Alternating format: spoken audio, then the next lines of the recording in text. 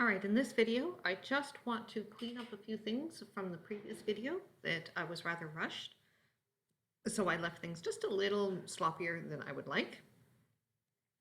So my issue is that if my back color is not equal to the bad color, well, if I have controls that are equal to the bad color, things aren't going to work properly. Also, the other issue I have is that I'm constantly just turning it to white. And, well, somebody might have their computer set up so that the background color isn't normally white. So what I'd like to do is I would like to actually use properties in the correct fashion.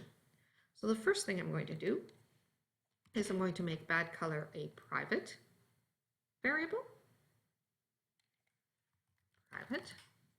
And then I'm going to make a property, another property, private system drawing color, good color,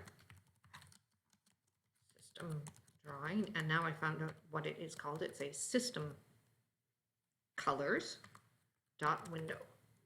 All right, so that's the default description, and this will now depend on the way that people have set their preferences on their own computers. Now that I have these two private, I can actually make public properties.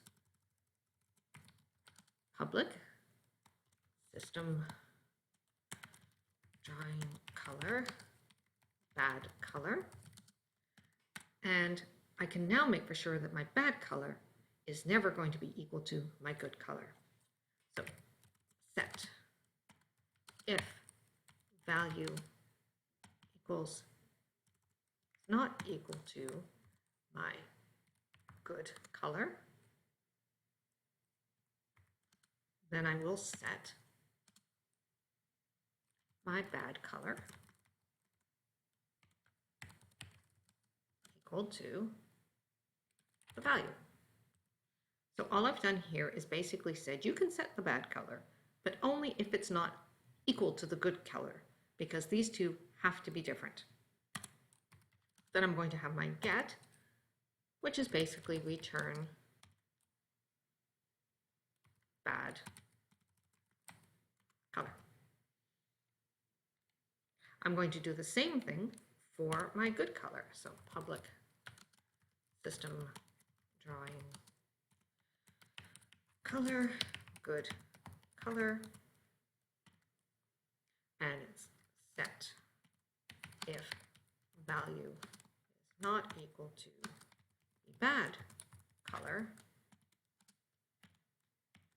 the good color is equal to the value. And I have an extra, okay, I do this a lot, there we go. And this, of course, is mistyped.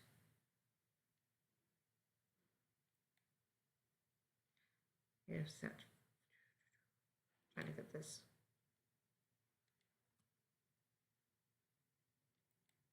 Let me check here.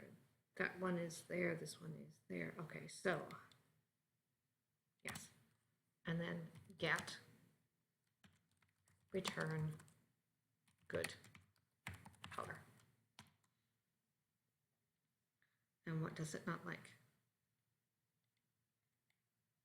And it is a dot drawing dot color. Nope, that's not it. Oh yes, American spelling, Canadian spelling of color. And this needs a semicolon. And there we go. So now I've actually made color a property that can be set by other people. Not that we're going to use it, but this makes it a little nicer. And our good color and our bad color can never be the same color. Now, of course, I have to go through wherever I had good color. Here, this all has to be good color. And wherever I had the white, change it to good color.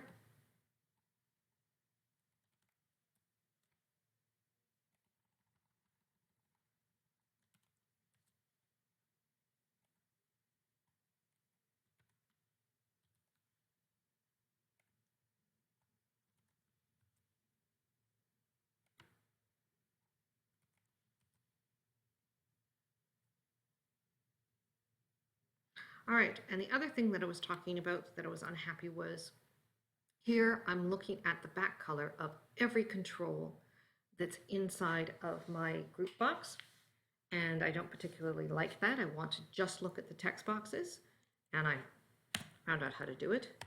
So it's if control type, get type, that is equal to the type of a text box, then we check if the background color is not equal to a back color.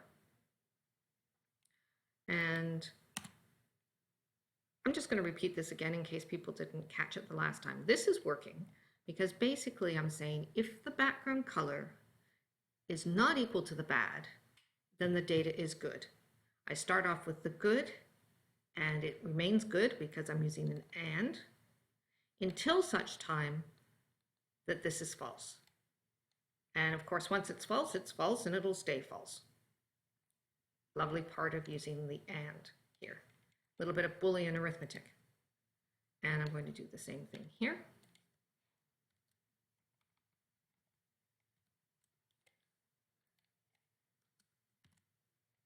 I hate this auto typing at times, auto correction. And there we go. And now this should still work.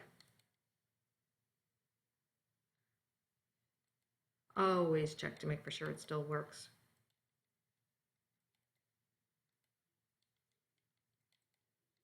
So if I put in an invalid date, bad color, okay is gone. If I fix the date, it works. If I put in a bad name, the color goes bad. Just a minute. Why did the OK button not change? Aha! This is not working. This OK button did not fix it. Perhaps I forgot to either save. All right, this here, let's look at our events. Validated, data good, validated. Aha! I have forgot to add my data good validated. And so on and so forth. Now, even though I'm not doing error checking on the address, I'm still going to make it call this, just in case one day I do put data checking in. It doesn't hurt to do this. And there we go. This should all work. Now I'm going to pause it for a moment because I want to show you what can be done without actually showing you the code in terms of, well, here, I'll explain in a moment. Right now, we are doing the checking on the validating event.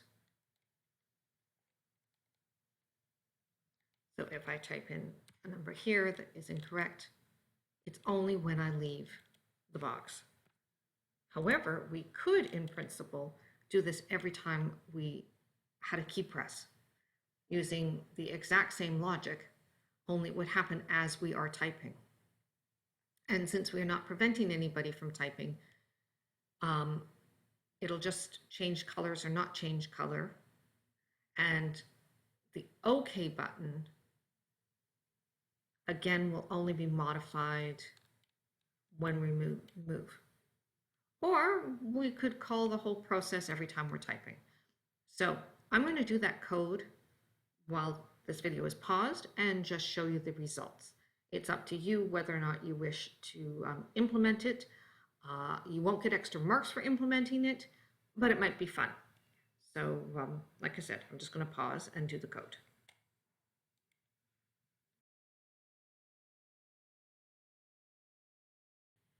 All right, so I've done the code, and instead of using the validating event, I've decided to use the text changed event. Didn't need to use the key press. I could use the text changed because I don't care what key was pressed. All I care about is if the text has changed, is it valid? If it's not valid, change the background color. And every time that happens, I call data good validated again, which you will notice now my data good validated is not a event handler. There's no sender or event arg that's being passed to it. So I also had to remove all the validating and all the validated event handlers. And this is what it looks like now. And frankly, I much prefer this. I find it so much easier because it's much more responsive. So if I put in an invalid date, is that not an invalid date? Wow. All right, putting in a period can parse that. Who would have thunk? Anyway, and you can see that the OK button is not working. It's still not working. Still not working. But as soon as I fix that, the OK button changes. So I don't have to move out of the box for the validation to happen. Honestly, I do find this much more responsive. So this is what I'm sticking with. There's nothing really different about the logic that I used, just simply the events that I used to trigger the checking of everything we need to check. Whether you choose to do this or not, I leave up to you, because I know there's a lot to do in this assignment anyway. So that's it for this video.